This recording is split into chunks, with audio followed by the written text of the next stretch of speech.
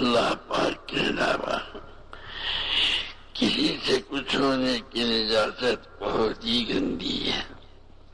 ہر نبی علیہ السلام کو یہ محنت دے کر بھیجا گیا کہ ان کو اس اجازت سے نکالو۔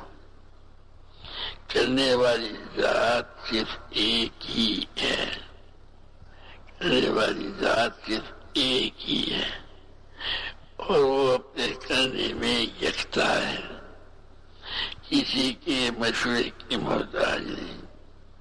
کسی کے مشورے کی محتاجی تو دور کی بات ہے، اس کو رائے دینے کی کسی میں ضرورت ہی نہیں۔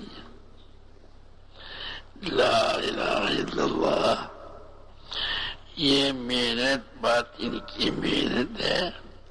جب اندر سے کسی نقشے کا نقش مٹ جاتا ہے تو ظاہر کے نقشے کو آدمی خود ہی اٹھا کر باہر پھینک دیتا ہے۔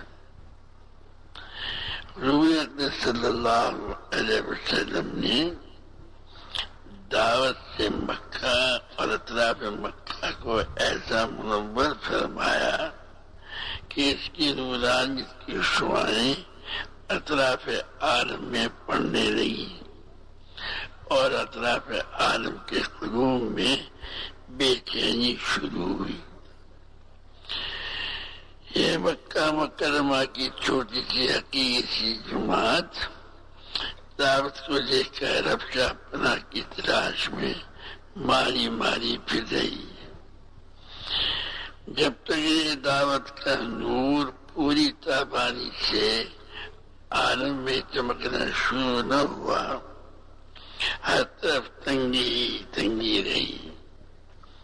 جیسے جیسے دعوت دینے والے اپنے سے کچھ ہونے سے اور عالم کی کسی چیز سے کچھ ہونے کے جذبے سے خالی ہوتے چلے گئے، ان کے قلوب کی چمک تیز ہوتی چلی گئی۔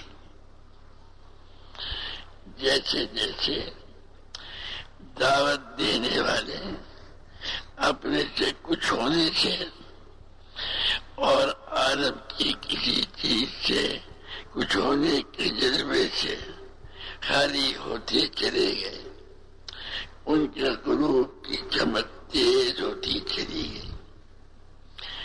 جیسے جیسے قلوب کی ظلمت ماند پڑتی گئی، ویسے ویسے ان کی مقت بڑھتی چلی گئی۔ جب تک اندر میں ظلمت رہتی ہے، باہر میں بے وقتی رہتی ہے۔